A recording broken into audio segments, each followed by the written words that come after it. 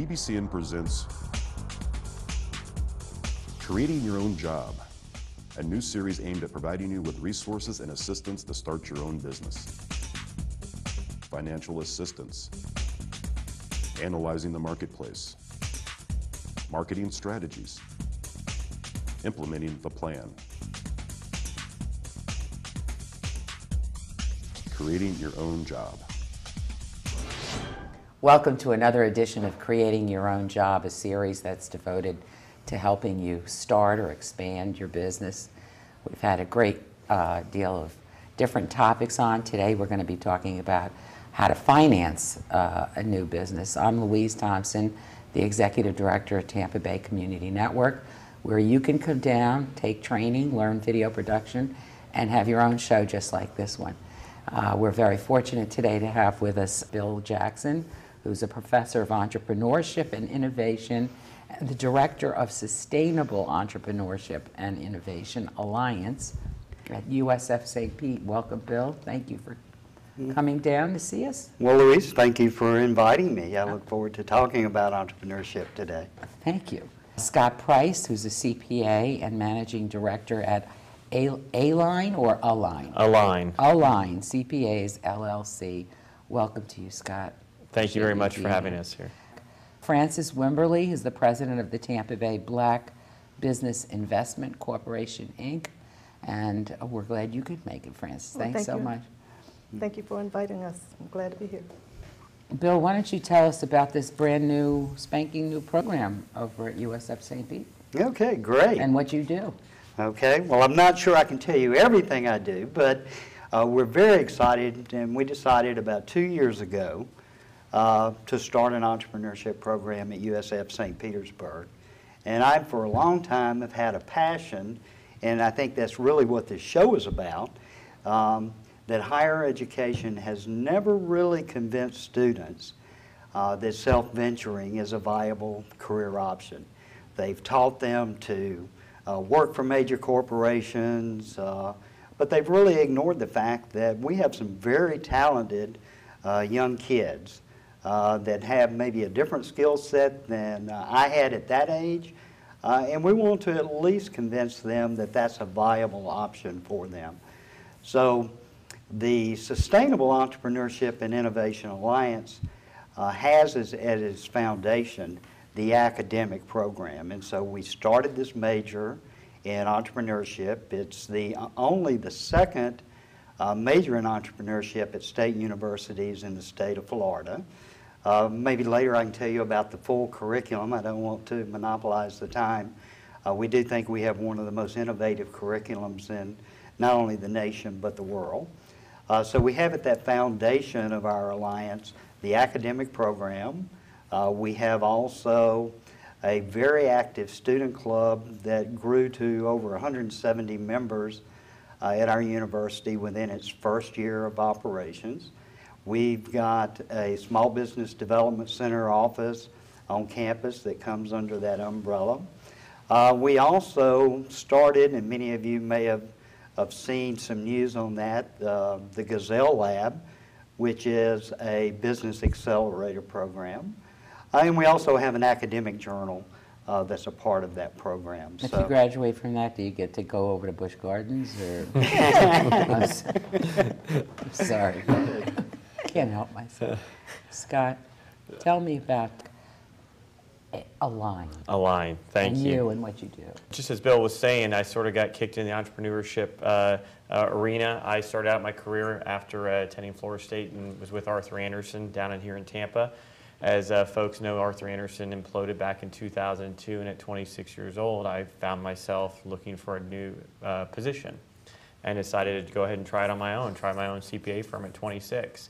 I did that from 26 to 33 and sold that firm in 2009, sort of at the height of the revenue, height of the sort of before the bubble burst to some degree, and then started up Align CPAs. We're a specialized CPA firm. We focus on auditing outsourcers, information technology auditing. We don't do any financial audit work or tax work. It's a very specialized business. Our clients locally include Raymond James and the Mayo Clinic, and we sold our first job in France just this week. So it's something that has been exciting for me as an entrepreneur, and going through the process of financing my own business, both at 26 and then again at 33, and I've made some mistakes and some successes, and I look forward to sharing those with you today.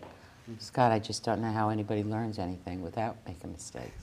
That's Just, why bother? I mean, just go out, make a few mistakes, and you really get a lesson right away, a couple of them.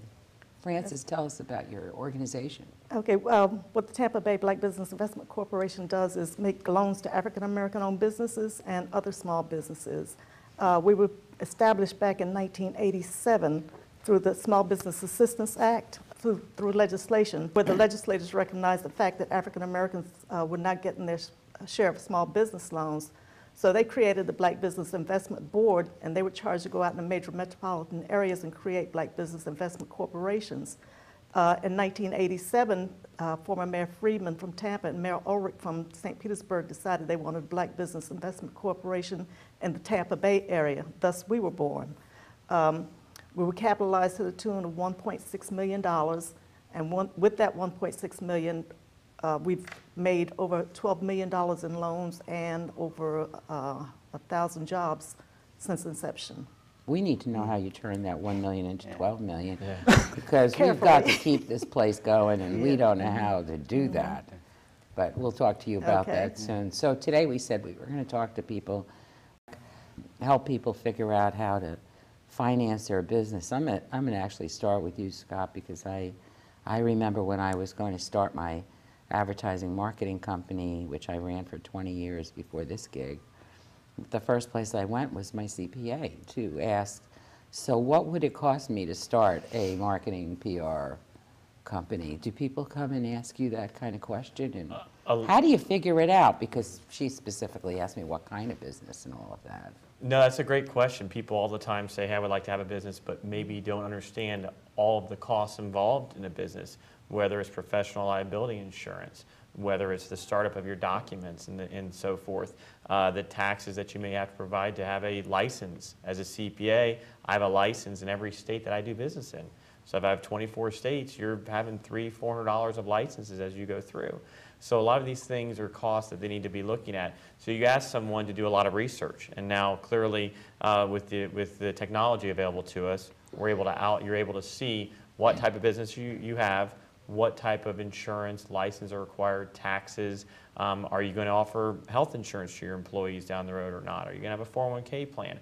So a lot of these things that they need to determine, you may not have them all today, but you're going to have them in the future, and figure those costs as you go through.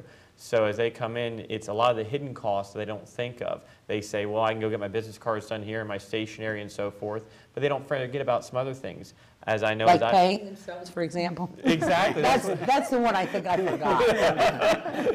And a lot of people do say, am I supposed to get I've gotten a W-2 for so many years. Is that how I'm supposed to do it? Well, you're a business owner now. You may have, and again, you go into your CPA first, you may have to elect yourself as an S corporation with the IRS, the Internal Revenue Service.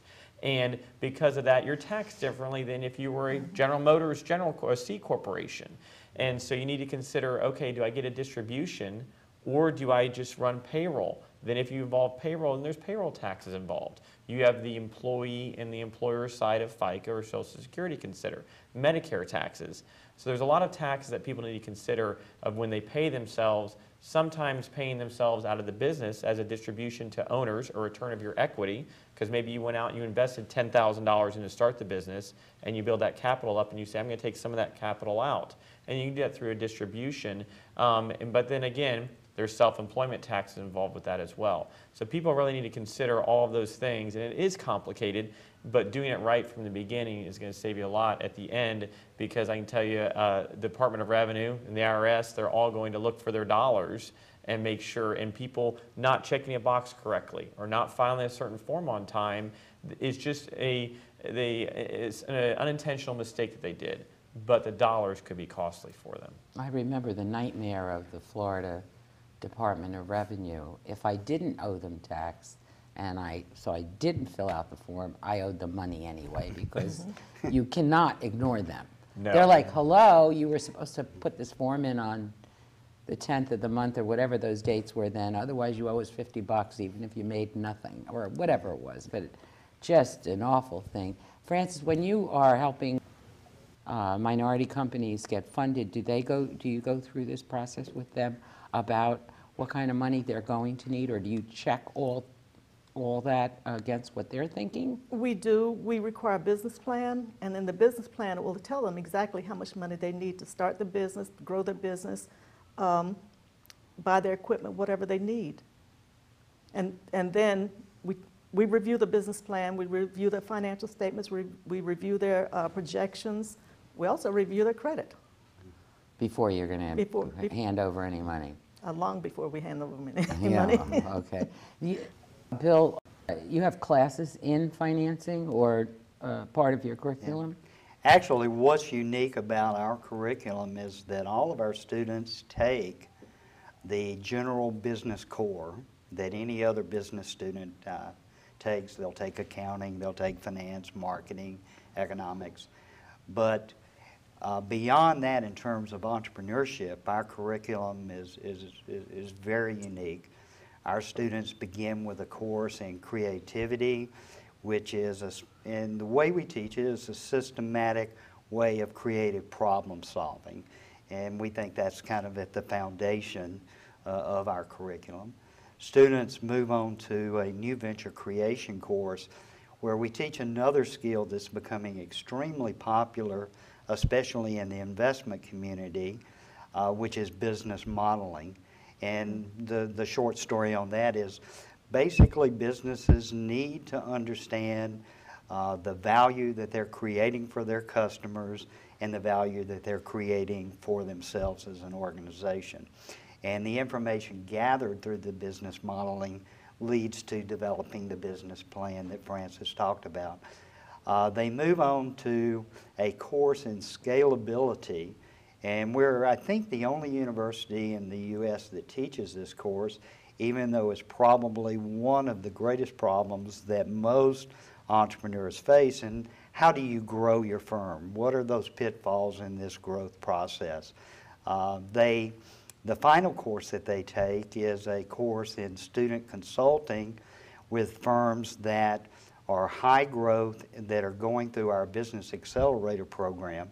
And here the students are given the opportunity to see what goes on in the kitchen. So they're getting their hands dirty working with these firms that are going through our own accelerator program. But yes, they're exposed to finance, getting back to your question, but they're also exposed to all of the other disciplines in business. Scott, have you seen where people can come in and underestimate their financial needs and then fail for that reason? And what is the typical thing that they've forgotten besides, as I pointed out, my salary? Yeah, well, you bring up a great point. So many entrepreneurs think that they can leave their job that they're at now and go out and make the same amount of money at the beginning. And so, and also not understand the bottom line with all the other expenses involved in financing the business. So you see them come in and say, okay, I'm going to make exactly what I was making before. No, you have to be prepared for a big pay cut. You pay yourself last. As manager director of a line, I get paid last. When we have enough money to pay everybody else, which we always do, then Scott can get a bonus. Scott can talk about a salary adjustment, etc. So a lot of people do underestimate expenses associated with that, because what they forget is, depending upon the small business that you have, if it's in retail, you may get your dollars much quicker than if it's professional services. If you're an attorney, if you're a CPA, another type of business that may have different payment terms, you're going to do a project and you may bill and it's 30 days.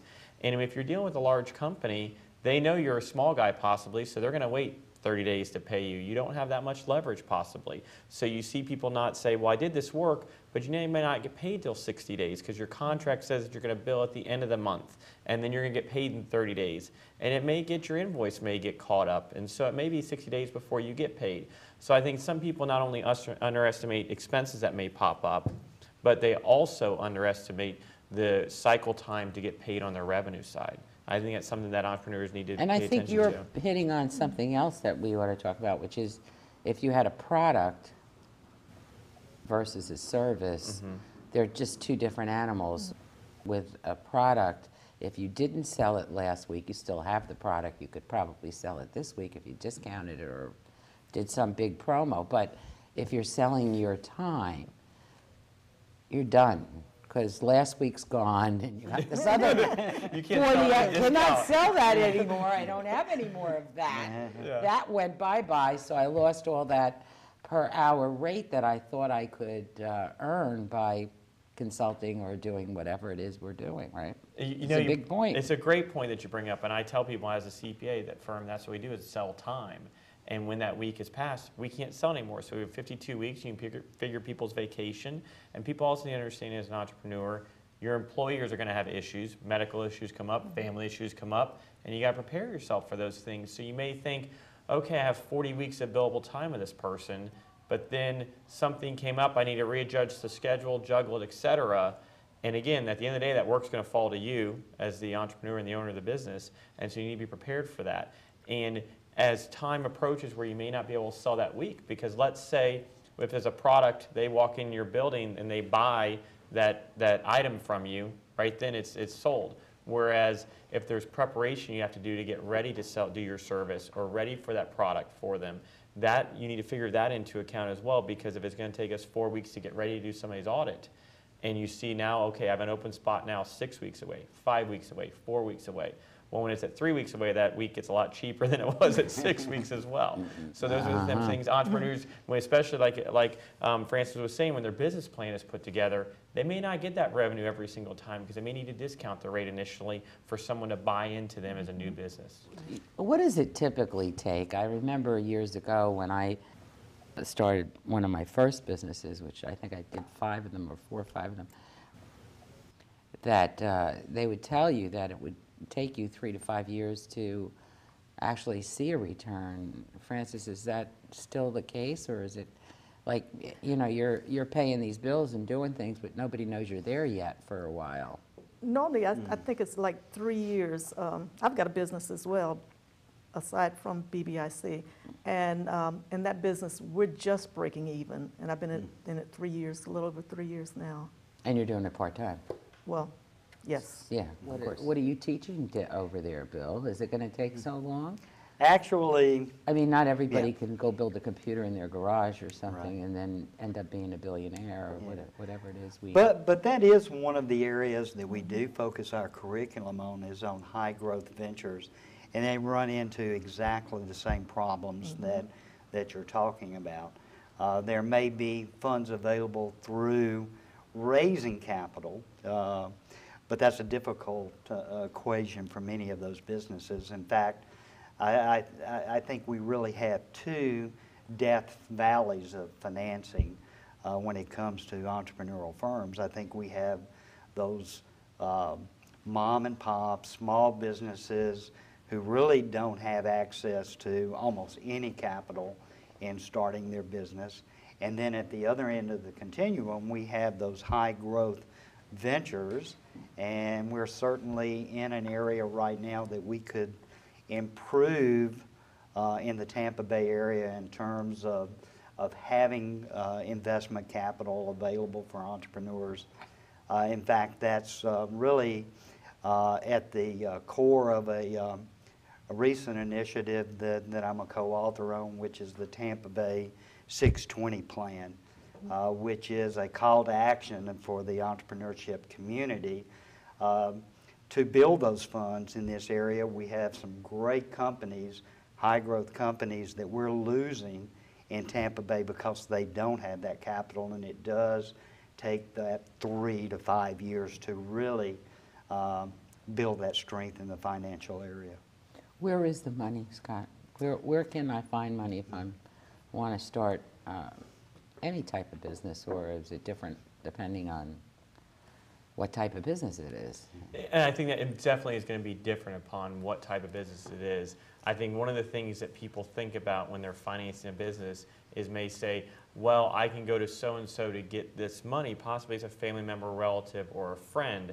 And what I would make sure that they're cautious of is setting this up as a loan or a note is much better than making that person an owner in the company. Because they may say, hey, I need them to be involved, or that person says, I may want to be an owner. But they may be a silent owner. If they feel like they're financing the business, then they're calling the shots, but you're doing all the work.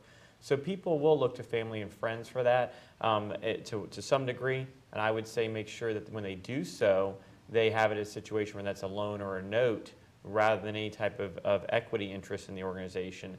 I know for me, when I was 26, I looked to see what credit card I had the available credit on, and sold my home and moved into a one-bedroom, one-bath apartment and hunkered down on my expenses and financed it that way. You know, I had a $5,000 credit card limit and on one of the cards, and I was profitable before I had spent that limit. Another way for other businesses is through local community banks. Your community bank is a great way to go out and get loans. They want to loan money in this area, and again, going to one of the points I was made on financials and business plans, they're going to want to just see, just like with Francis, is the business plan, and then also the financials associated with it. But then one thing to keep in mind is they're going to want to see those financials continuously. They want to see an annual financial statement. They want to see a quarterly accounts receivable report. So it's making sure that you get with your CPA and have very good books so you can produce this financial information to them. Then there is obviously the governmental loan side or different agencies where you can go through the SBA and those types of things to have these dollars. But the main point that I wanted to make sure is people understand so many times these dollars might be personally guaranteed.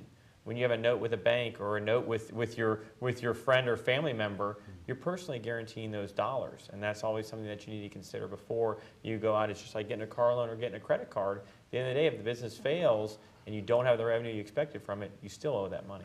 But this is Florida, and it's tough to take your house.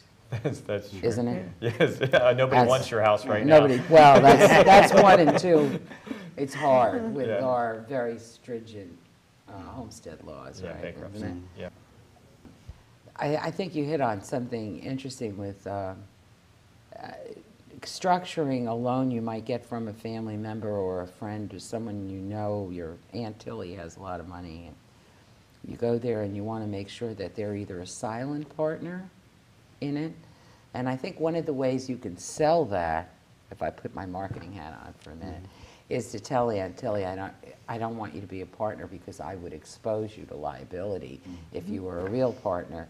And so I'd rather you were a silent partner, you don't make any decisions, and the most you could lose is what you gave me. Francis, is that right? That's correct, Yeah. because once you make a loan, anybody that owns over 20% of the business has to guarantee. They have to? You They mean have under to. law? Under law.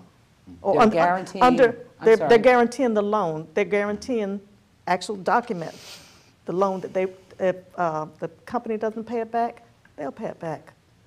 Oh, I meant if an individual was giving you the money, but you're It's saying if someone is a partner, is not considered a silent partner. Right. It's considered part Right, of the business. But- that they would still be liable for any other money that the owner might, Exactly. the business person. Exactly. What happens when you're, with your funding for Black Enterprise, can people also, who apply for that, can they also be borrowing from other sources too? They can, but we prefer to, when they start out, start with us completely. And that way we graduate them from us into a bank. Okay, Because- so you get them started and Exactly. you say, okay, move that along, and then Exactly. we'll help a new business as well. Right. Is it harder to make a decision to finance a company that is service-oriented than product or manufacturing-oriented? Because usually that's the person. Like I remember when I went into business, it's me that Right. I'm selling, really. So there's nobody there if I'm not there. So the likelihood of financing that seemed to be less. Right, for us, depends on what the collateral is and what type of business you're in. We have several programs that I started that is there to help our customers. If you're in a business where you're providing a product to the city, county, state, somewhere like that, and you have a contract with them, we can take an assignment of the contract proceeds and make that loan. And as the invoices are submitted to the city, county, state, or whoever they're with, then we make a loan. In that amount? In that amount of the invoice, yes. And then when it's paid back, it's paid directly to us because we've already given you your money, and that helps your cash flow keep going. Now, if you're in a service business and you have a contract with the city, county, state, or someone like that, we can do the exact same thing. Once you submit that invoice to the construction manager or whoever you're working with, then we can take an assignment of that invoice, make the loan. When it's paid back, money's sent to us. Do you make loans to new enterprises that don't have any record yet? Yes, we do. We do startups and we do existing businesses. What factors into giving money to somebody who has really no record yet? One of the things that we look at is their experience. 9 times out of 10, you go into business that you have experience in. And we also look at the credit. Credit plays a big part in our decision-making, and we look at the projections. That's basically how we look at it. Can you add to this, Bill, about where people can find money? And Yeah, I'll give a good example. I'm also one of the co-founders of Gazelle Lab, and we started an early-stage investment fund associated with that business accelerator. Of course, we were looking at companies that we had gauged that had the potential to grow very quickly and significantly. That type of investment from the community is needed here, but just like gauging the potential of a startup that's a mom and pop type business, you're really gauging potential. And what we teach in our program is, first of all, ensuring that we have identified who our customer segments are.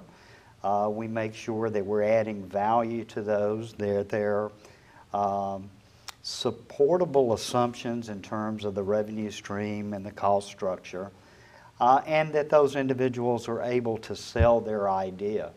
What we're looking at with that particular group is an investor that is willing to invest on the upside as opposed to the downside of investing. Firms that we are working with in the accelerator, unfortunately, are very difficult to bootstrap. And we teach bootstrapping, and bootstrapping, as is in Scott's case, is much easier to do. But when you're trying to bring some new product to market, you've got a lot of additional development costs that it's very difficult to find financing for. You brought up something I think all of you probably can talk about, and that is a person will often have experience in a field, and they decide they want to go into that field. They usually overestimate what they can get, as you pointed out.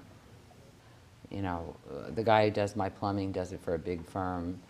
They charge a lot of money. He doesn't get that much. Does he think he's going to go get that as much as they're billing for? But, you know, they run a whole business, and they've got all these other things going.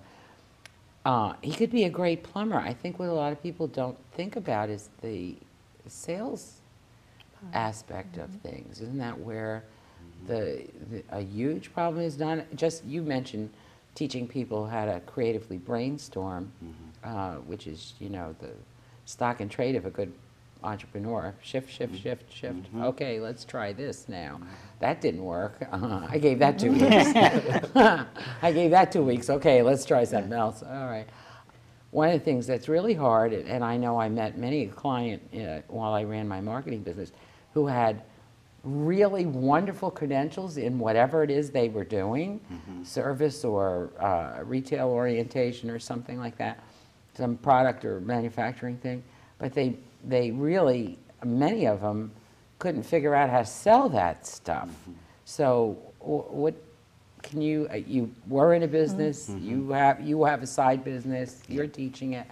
What do you say about that, and what kind of advice can we give viewers about such a topic? It is one of the most harder things to do. I joked, I just became chair of the Florence Institute of CPAs. In the article, I joked that in the Times, when I started my first firm at 26, I didn't want the St. Petersburg Times to put my age in there because I didn't want anyone to know how young I was out there selling them their audit. Because like you said, if you're a service-oriented business, they are buying you. And so you really need to worry about getting yourself to market. It needs to depend on whether your business is going to be locally based or whether it's something that you're going to do internet-wide, where we have our clients around the world. Well, those dollars are different. I mean, that costs Google or Yahoo, you know, doing some paid per click advertising where someone goes online, types in a search term and finds you.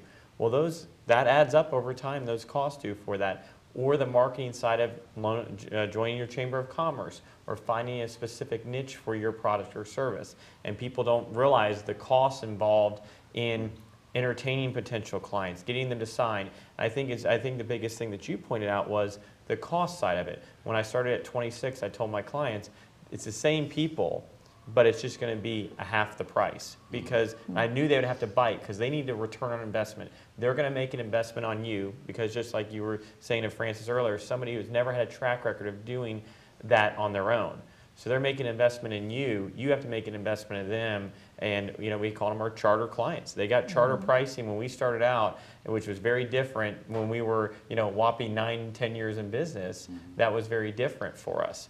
So that's something that people need to consider. And I think a great point that you make is your pricing is going to be very different. And also given the economy, the pricing that we have now back compared to 2006, 2004, very different pricing as well. So as the economy goes, your pricing is going to go, but initially being a no name or not having a reputation, you yourself have a reputation, but they don't know, you know, you're a plumber, you know, everyone knows Bob the plumber, but no one knows ABC Plumbing or whatever it may be. You know, they know ABC Plumbing, but they don't know Bob the plumber. And that's something that people need to realize, that to get that first person to bite, they're going to have to do stuff for free. They're going to have to do stuff for heavily reduced. And that, again, needs to figure into the cash flow side of things of what to do. And, you know, go back to the financing side of it, the money, it's not like, you know, people seeing things is going to be a Facebook or something else where the funding's out there. Guys from Silicon Valley stay in Silicon Valley. They won't even come to the East Coast at all. Atlanta funding people may only stay in Atlanta. So in this area, the capital is tight, and so it's knowing where to go and talking to the right people and joining some other business organizations that may have access to the people. Because you may not be able to get a whole fund, but you can find one guy at a private equity firm who may say, you know what, I'll take a chance in that business. This could be a real breakthrough for me, and I'll give them seed money personally. So it's making sure that you go out to these organizations and look for, as you look for the financing side of it, it may not be your first choice or the way that you start out in the business may not be the exact choice of finance you'd like long term, but it's the seed money you need to get started. And just as Francis said, then you're going to graduate to another organization or another way of equity funding. And I know you have a lot more to tell me about that. We're going to take a quick break. Please stay tuned.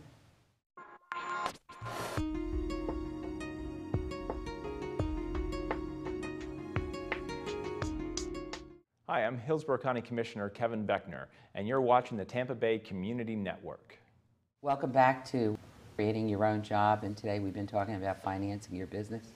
I'm Louise Thompson with Tampa Bay Community Network, and just to reintroduce Bill Jackson of the USF St. Pete Entrepreneurship and Innovation Major, Scott Price, who's a CPA, and Francis Wimberly, president of the Tampa Bay Black Business Investment Corporation. We've all been talking about getting financing for our business.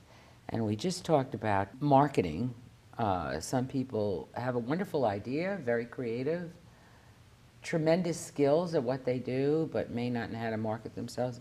And Scott was just talking about maybe sometimes what you have to do is get involved in your local community or chambers, so that you expand the people that you know, and also look at marketing yourself from a pricing standpoint, which I remember doing. I joined the chamber right away. I charged the least amount ever to build a portfolio of the logo designs we had, the brochures, the ads that we put in local and national press to look like, you know, I have all of this, but it was the cheapest rate in the universe, right? So that's one way to do it, to price yourself lower. I also thought when you said, well, you were 26 years old when you started your business, so that's what you had to do. But I had a guy once who was 26 years old, who was 22, just came out of USF with 3 friends. They started a business. And what am I going to do? I'm 22, can't tell anybody how old I am. And I said, let's emphasize that. You're fresh out of school. You have more knowledge about new technology than anybody. And we went the other direction, because I often think that what you think is your weakness, what we all think is our greatest weakness and strength are the same thing. I think what you're saying is correct. We talked about earlier about if opening a business in which you have experience in. We had a customer that was... A loan client? Yes. She's a major production person for a vision chain. And she said, well, if I can do it for them, I can do it for me. Right. She opened her own business, and we made a loan to her, and then we went to the bank and got a loan from the bank where we guaranteed. And then she didn't need us. And she's doing really well now. She didn't have to go actually through you. She used you as a network? She had to go through us even to get the loan because she was a startup, and banks don't make loans to startups. Okay, but you're guaranteeing it, Right. so then they're okay. Right. We talked at the break that there were a number of requirements that people have to get funding from your agency. One of the requirements is we require, number one, a business plan, your personal tax returns, and if it's a startup, business tax returns on an annual basis, business financial statements, and they can go to Scott for that, and also the personal financial statements on an annual basis. Quarterly, we need business financial statements, accounts receivable agings, just a whole gamut of whatever's required to get a business loan. What is the range of the loans that you have provided since you're around about 10 years or so? Around about 25 years now. 25 years, wow. The average is about $35,000, $40,000 right now. But you've We have had a some- higher range? It's been lower. Oh, But we do have some loans. Recently, we made a $193,000 loan. So that kind of bumped our average up. The lowest loan I've done was $5,000. the funding comes through the county, the city, and No. the state, or? No, through the BBIC. We actually do the underwriting, the documents, the collecting, everything. Where do you get the money? Our Well, money- now you mean you're getting it from the loans you put out? Or? Yes, well, our money comes from the major financial institutions along with some of the community banks, and then we get money from the state as well. We're appropriated on an annual basis, monies from the legislators. Okay, so there is funding that's come, so some of it is Right. taxpayer money anyway. Exactly. And does everyone need to be black to For the- get the loan, or no? For the Black Business Loan Program, yes, but we have funds from financial institutions that we can use for other businesses.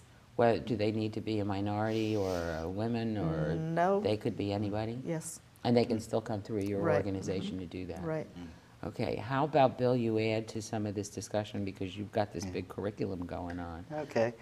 Yeah, I would like to return to something that you and Scott mentioned in terms of lenders invest in the person. And I think we take that a step further. You know, investors invest in the entire management team, not just the owner. And we think that it's very important for these businesses to understand those skill gaps that they may have in their management team. And even if they don't have the financing to fully fill all of those gaps, look for other ways of filling it. Work with the SBDCs, work with SCORE, look at the local universities in the area in the seminars that they may be offering. Look for internships within those universities. But make sure that you understand where your shortcomings are as far as that entire management team is concerned. The other thing that struck me, and it's one of my philosophies, you know, especially for the small startup, we generally do have to rely on credit cards. We do have to rely on loans from families and friends. And what that typically drives those businesses to do is to seek less money than they truly need to come in there correctly capitalized to be successful in their business. I think most of the literature will suggest that that small businesses fail because of management problems.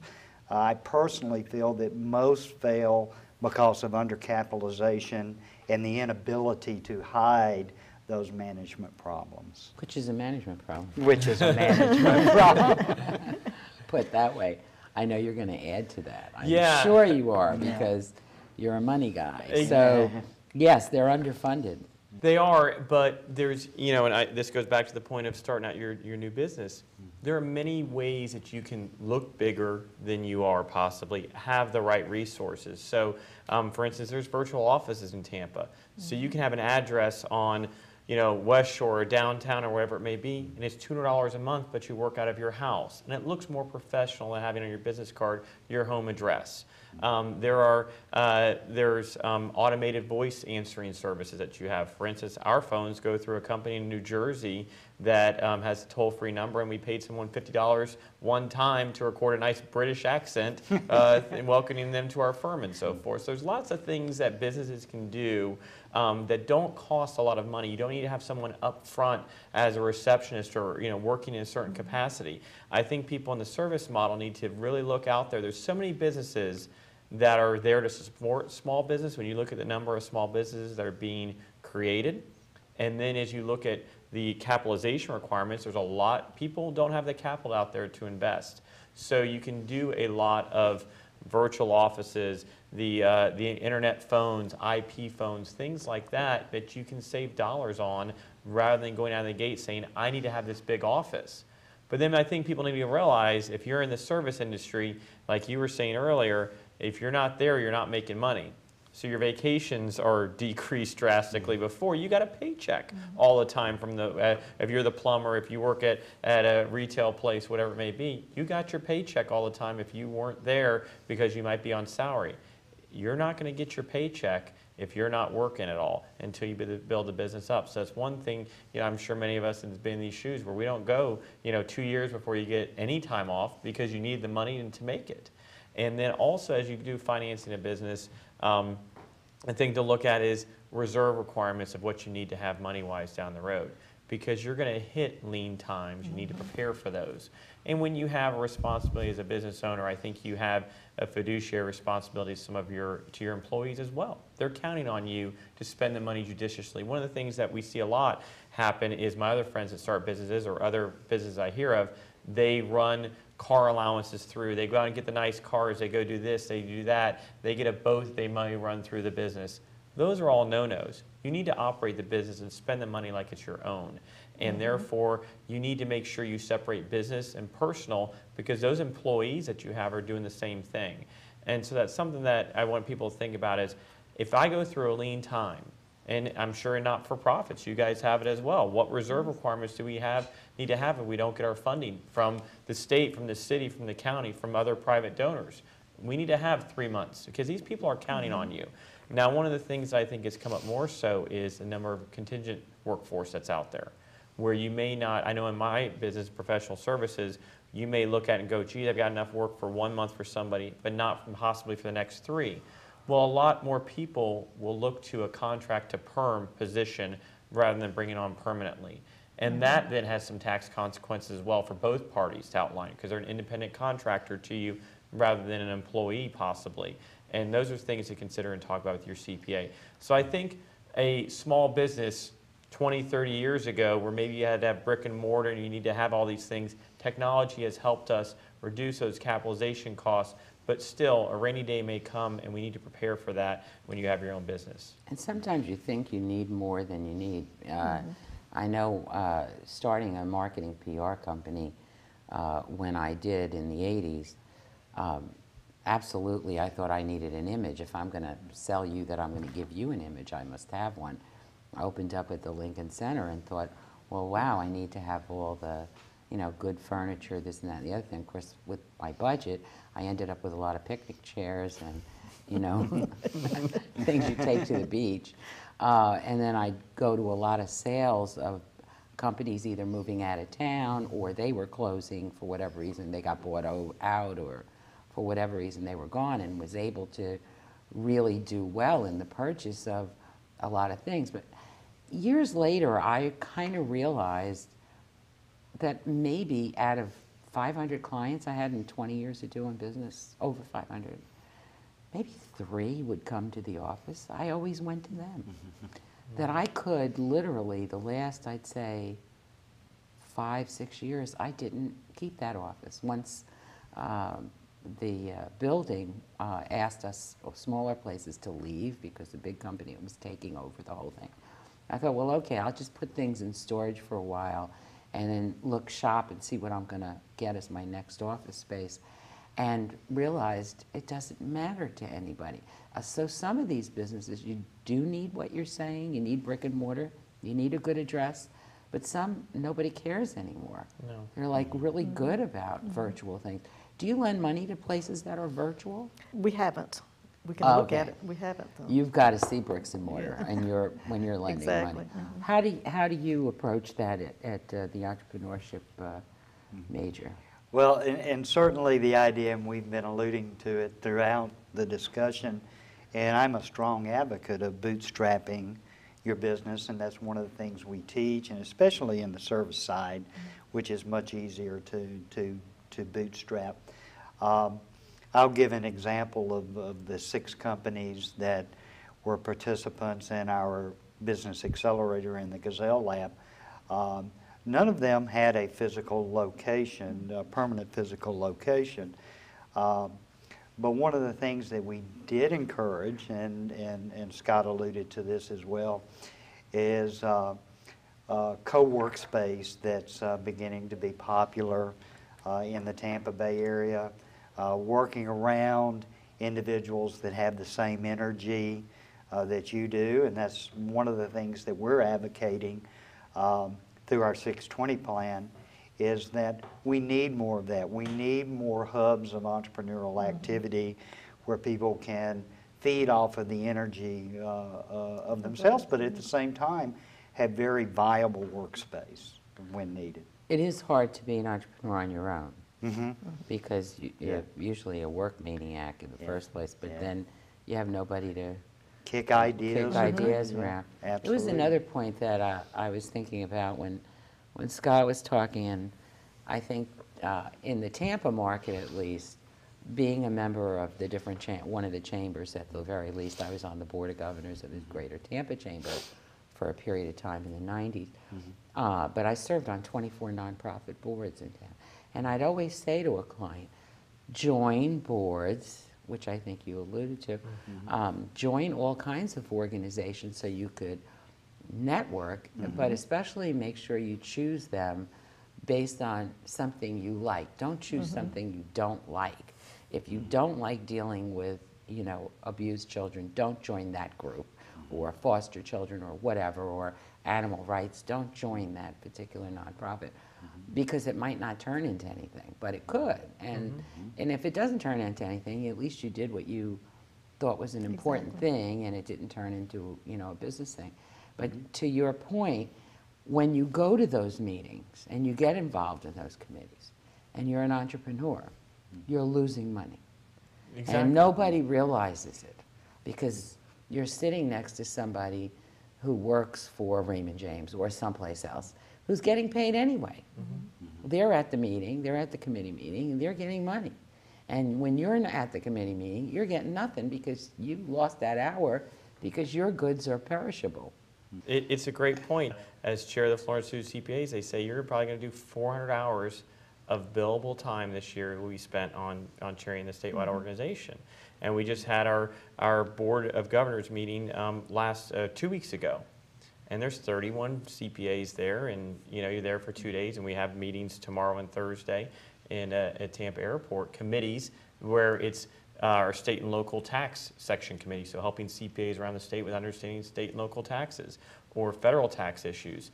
Those CPAs, it's 8 hours, and there's 15, 20 people on a committee, and there's probably there's 1,800 CPAs in Florida involved in these committees. There's a lot of billable time that you don't have to get back. As your point, it's gone.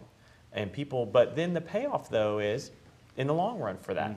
And when you're on nonprofit organizations, I'm involved in junior achievement, again, free business and enterprise. Right. Well, there's a lot of bankers on there, and you meet your banker who may fund this business for you, introduce you to this person, they pay off in the long run. But I think to your point is, if you do so many of these, you're not going to be able to bill anybody for your time. Right. And so pick the ones that you're going to have the passion about, because it may fit into your organization, or you have the passion about personally, and they will pay off, whether it's personally you're going to grow, professionally, financially. It will pay off in the long run. Sometimes it takes 5 years or so, but you'll definitely. hear from them.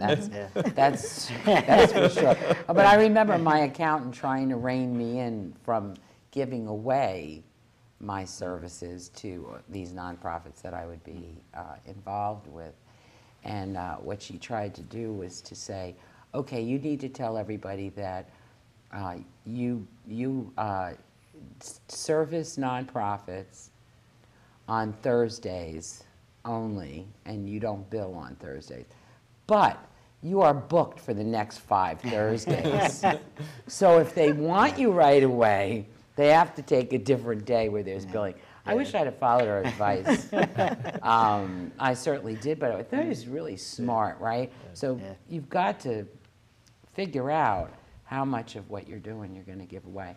I'm going to ask each of you to make your point without me asking a question that you think viewers really need to know about getting involved in financing their business or expanding it, and what advice you want to either repeat because you think it's very, very important, or it's fresh and new from any discussion we already had. I'll start with you, Frances. Okay. One of the things that you brought up was bringing people into the business and borrow money from the family or friends. One of the things that people can do is, rather than putting that money in the business, put it in a certificate of deposit at a bank, use that money as collateral on a loan. You can take $10,000 and use $100,000 of the bank's money by borrowing the money, getting your product, selling your product, paying the bank back. It's a cycle. So they can do that really over smart and over because again. your rate, I think I did that one time when I bought a house, like, I don't know, 30-something years ago, using some of the money for a deposit or something like that on the house as the CD. So not taking that money out, because you know how afraid you are you'll never put money back in savings once you took it out. But then securing a lower interest rate. On a loan. Right, that's a really good idea. Now you're saying the person who's doing the business themselves could do that? Yes. The entrepreneur, or they could have an investor type person in their family do it? Either or. If I was borrowing money from you to put in my business, rather than taking that money and putting it in my business, I would go to the bank, get a certificate of deposit, and borrow money from the bank using that certificate of deposit as collateral. Or you take the certificate out in your name? I could. You could. It could be, I give you $10,000 and you... Right, because I'm borrowing it from you, or it could be in your name, then you just have to hypothecate it to me for my business. Okay. Anything else you want to make sure you emphasize here? They can go to our website. Go ahead. It's www.tampabayBBIC.com. They can download our application and they give us a call, and we'll schedule an appointment to come out to them. And pester you. Yes. Thank you, Frances. You're welcome. Scott? It's not going to be any coincidence that mine's going to be focused on accounting records and what the accounting records you need. At the beginning, as Frances said, they're looking for business projections in your business plan. You need to go out and meet with your CPA and understand what type of records do I need to have.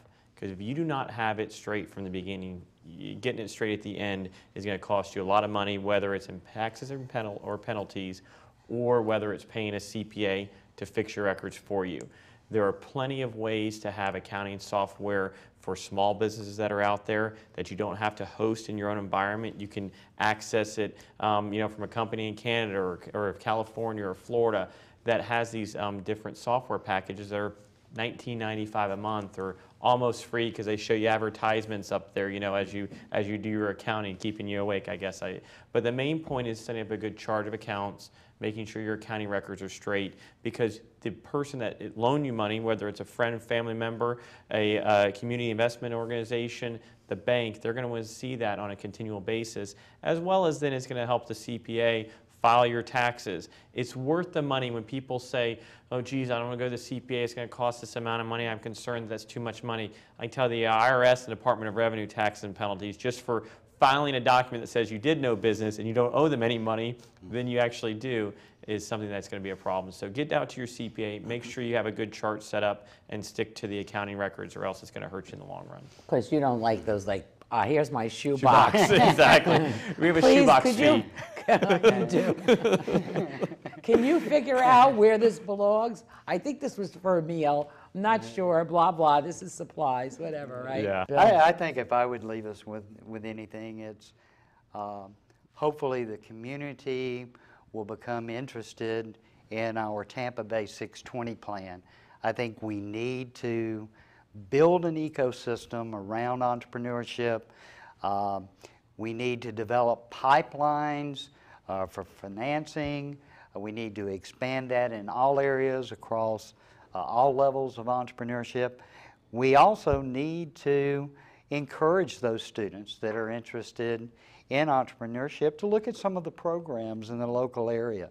You know, those are our future entrepreneurial leaders, and we want them to be excited. And if our program's not the one for them, look at other academic programs in the area. But those kids are bright, and I think at some point they will help us be able to say that we have the Founders Coast right here in the Tampa Bay area. What's a 620 for those? The 620 plan is an initiative for creating an ecosystem of entrepreneurship. Is that a government number or something? No, it's or actually... just a name? You came up with a name that's a number? It's from the philosophy of it takes 6 entrepreneurs to start an ecosystem that it may take 20 years to build. But it was also released on June the 20th, so there's a double implication there. But, you know, one of the things that we're really lacking in this community is a strong financial base that our entrepreneurship community can turn to. And that's at all levels. You know, but the high growth firms and keeping them from leaving the Tampa Bay area. Oh, please, with 3 sons and 2 that don't live here. Oh, come on. Yeah, could we not let them go to Houston and D.C., please, and bring them home? Absolutely. That's the biggest problem we all have. We go get them educated elsewhere, and then they don't come back. And the healthier that community becomes, the more successful all of us can be in the entrepreneurship community. I left off internet-based businesses. You don't need as much. And does anybody have any feeling about where all that's going, or just hit on the right idea kind of thing, or? Well, on internet sales, there's coming, you know, right now everyone says, well, I can buy this because it's in California, I live in Florida, and it's tax-free. They're going to start working on closing that loophole as well. So like you were saying, the infrastructure is going to be less, but look at sales tax issues that may come into play and may affect your pricing of how you compare it to someone in Connecticut, et cetera. Also, it would be extremely hard to finance an internet-based business because there's nothing you can wrap your arms around. No bricks, no mortar, right. Thank you very much, all of you, for spending some time with us and conveying your expertise to our viewers. I really appreciate it. I hope to see you back here again. Thanks again, and thanks for tuning in. We'll see you next time.